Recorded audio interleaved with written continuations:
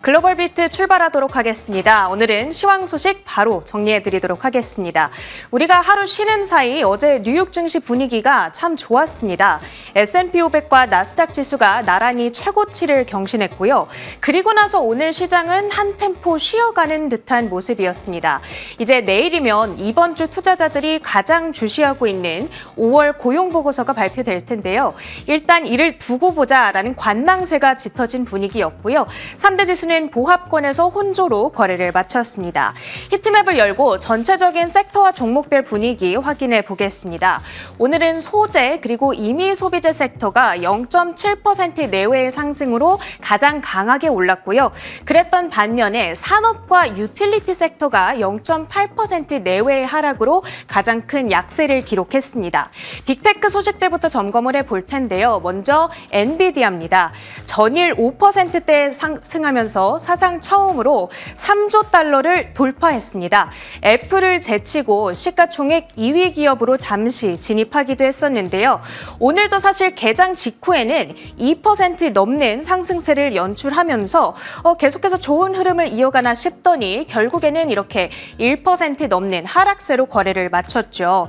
엔비디아의 주가가 개장 직후 이렇게 빠르게 하락으로 전환했던 이유는 이 미국 규제 당국의 반독점 조사에 대한 뉴욕타임즈의 보도가 전해졌기 때문이었습니다. 딱 개장 시간쯤에 이 보도가 전해졌는데요. 타겟이 되고 있는 기업들은 3개입니다. 오픈 AI, 마이크로소프트, 그리고 엔비디아까지 해당이 되는데요. 자세한 내용은 잠시 후에 혜은 앵커와 함께 정리해 보시면 되겠고요.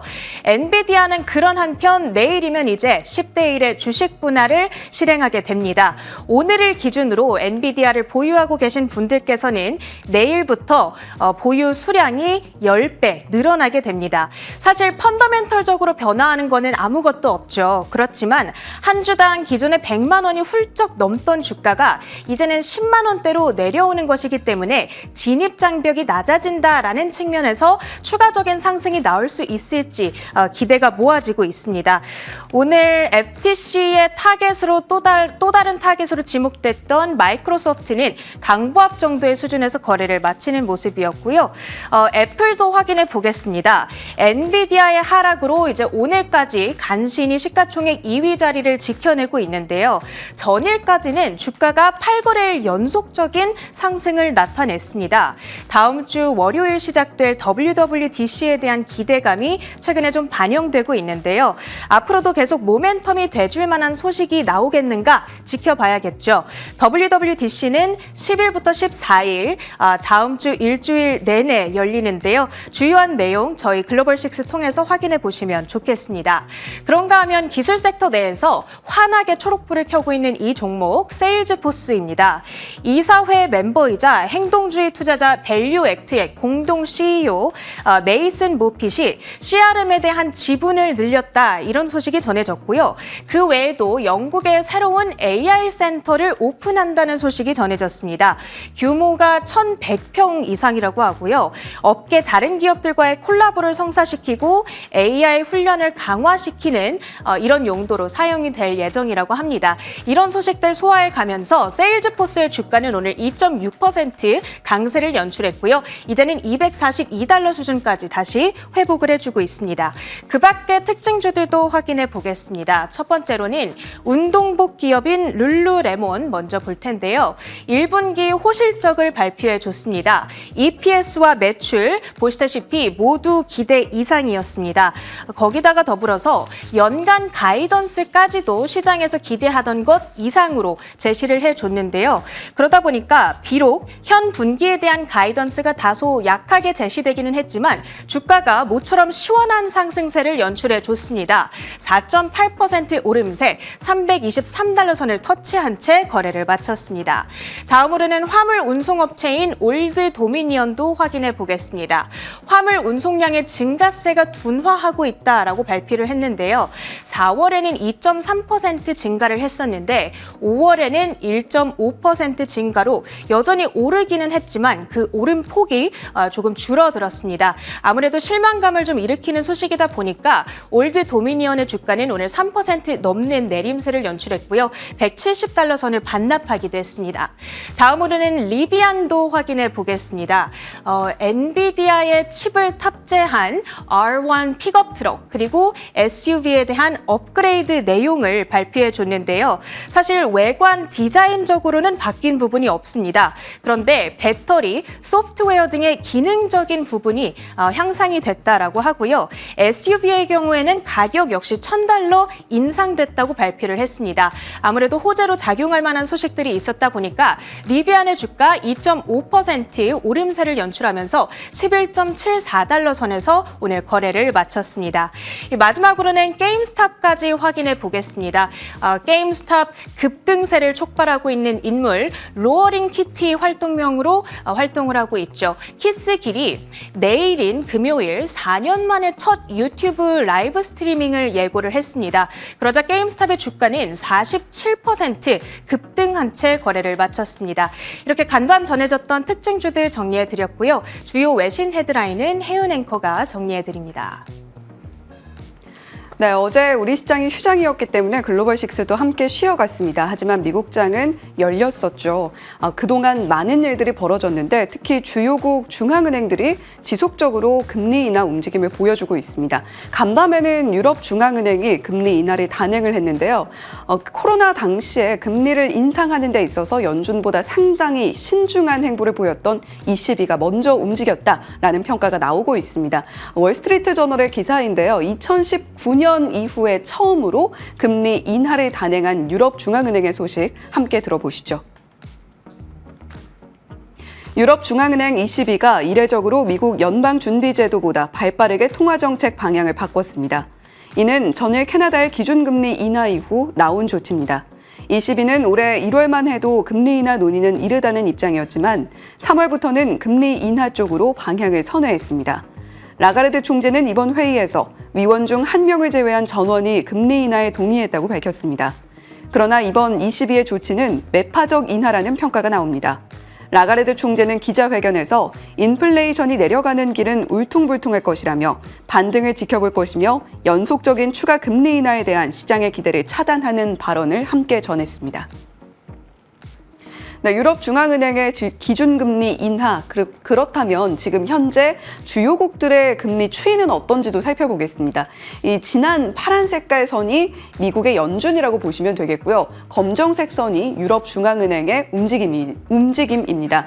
전반적으로 상당히 코로나 이후에 높은 금리 수준을 유지하고 있는 주요 중앙은행들이었는데요. 이제 이렇게 금리 동결 수준에 진입을 하다가 유럽 중앙은행이 금리 인하를 단행을 하게 된 겁니다.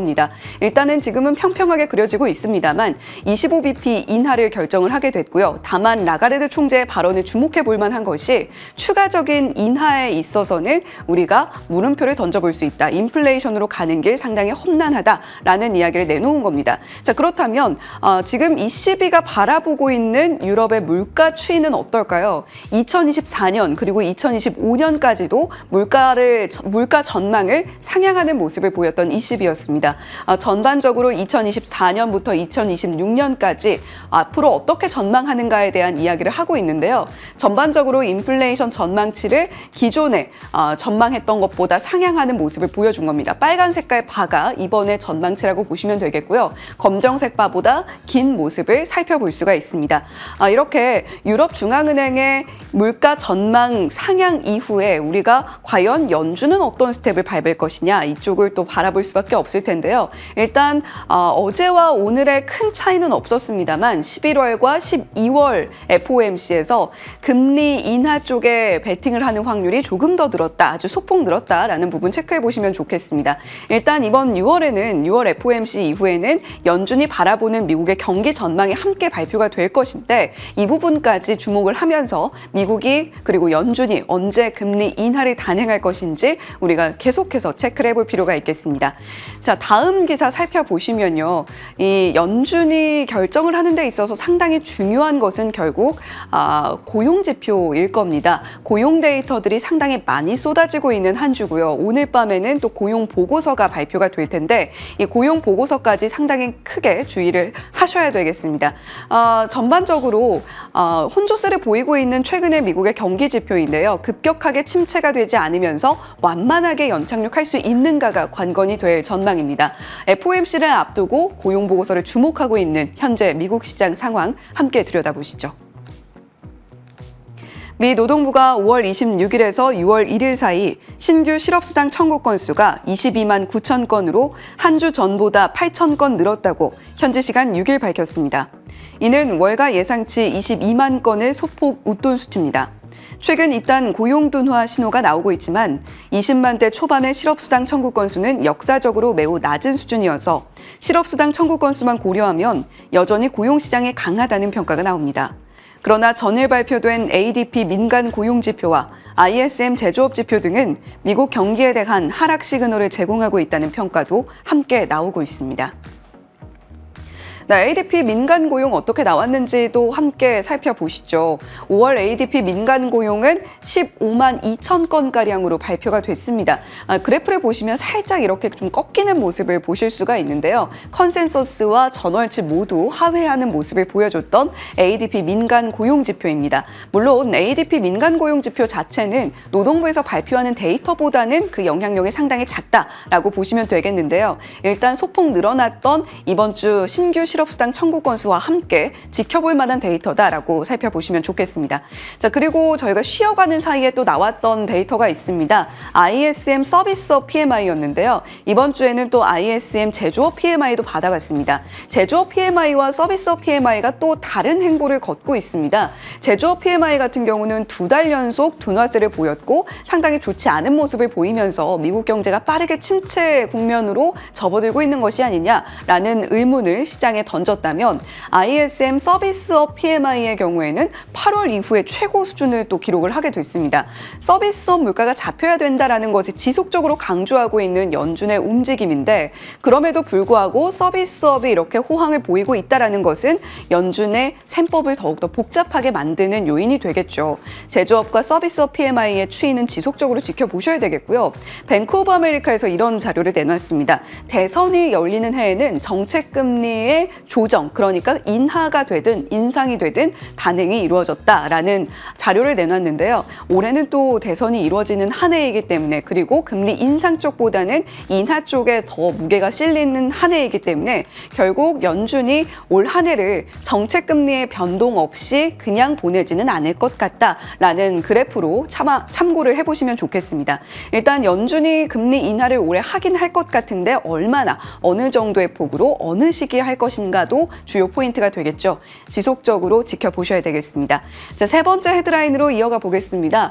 이번에는 엔비디아 이야기인데요. 앞서서 체리넬코가 또 관련 내용 전해주기는 했습니다. 6월 5일, 현지 시간 5일에 엔비디아가 시총 2위를 탈환을 했고요. 그리고 시총 3조 클럽에도 함께 가입을 했습니다. 하지만 오늘의 모습은 조금 달랐네요. 3조 클럽과 시총 2위를 올라섰던 엔비디아의 모습도 함께 들여다보시죠. 인공지능 칩 선두주자 엔비디아가 현지 시간 5일 시가총액 3조 달러에 진입하며 시총 2위 자리에 올랐습니다. 5일 뉴욕 증시에서 엔비디아 주가는 전날보다 5.16% 급등한 1,224.40달러, 한화 약 168만 원의 거래를 마쳤습니다. 3거래의 연속 상승 마감한 엔비디아 주가는 지난달 23일 1,000달러를 처음 넘어선 이후로도 약 25% 올랐고 시가총액도 3조 110억 달러로 불어나며 3조 달러를 넘어섰습니다. 시총 3조 달러 돌파는 역대 순서로는 애플과 마이크로소프트에 이어 세 번째입니다. 그러나 엔비디아는 6일 1% 넘게 내리며 다시 시총 2조 달러대 3위로 내려앉았습니다. 네, 그렇다면 엔비디아의 영광스러웠던 2위 모습을 함께 살펴보시죠. 2위로 올라서면서 애플보다도 높은 자리에 올라선 엔비디아의 모습, 현지 시간 5일의 일이었고요. 지금은 다시 엔비디아가 3위, 애플이 2위로 올라서 있고 두 기업 모두 3조 클럽에서 벗어난 모습도 함께 살펴볼 수가 있었습니다. 일단 최근 들어서 엔비디아의 주가 상승이 지속적으로 그리고 정말 놀랍게 이루어졌다라는 것은 모두 공감을 하실 겁니다. 거기다가 앞서서 체린 앵커가 전해주었듯 이제 액면 분할도 진행이 될 것이기 때문에 개인 투자자들의 매수세 유입에 대한 기대감도 함께 자리를 하고 있죠. 그런데 엔비디아가 시총 3조 달러 클럽에 진입을 하게 된 속도가 굉장히 놀랍습니다. 마이크로소프트와 애플이 시총 3조 달러에 진입하기까지는 이렇게 오랜 시간이 걸렸는데 엔비디아는 그것을 돌파하는 데 굉장히 짧은 시간 1조에서 2조 달러를 그리고 2조에서 3조 달러를 진입하는 그 기간이 굉장히 짧았다라는 점에 시장이 촉각을 곤두세우고 있는 것이죠. 자, 다음 장 이어서 살펴보시면요. 그렇다면 우리가 최근에 팹4라고 부르고 있는 종목들의 밸류에이션은 어느 정도인가 함께 보시죠.